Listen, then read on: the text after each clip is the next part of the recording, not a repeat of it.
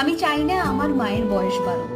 আমি জানি এই কথাটা ভীষণ অবাস্তব, কিন্তু আমি চাই আমার মায়ের যাতে বয়স না বাড়ুক। এবং আমি চাই আমার জীবনের শেষ দিন, শেষ মুহূর্ত অবধি আমার মা আমার সঙ্গে থাকুক। হ্যাঁ, ডেফিনেটলি মায়ের সঙ্গে ঝগড়া করব, মায়ের সঙ্গে আহ্লাদ করব, মায়ের সঙ্গে ঘুরতে যাব, মায়ের সঙ্গে সেলফি তুলব, মায়ের শাড়ি আমি পরবো, সমস্ত কিছু থাকুক, শুধু আমার মায়ের যাতে বয়সটা না বাড়ে। কারণ আমরা প্রাকৃতিক নিয়মকে তো বদলাতে পারবো না, আমার অন্তত সেই ক্ষমতা তো একেবারেই নেই।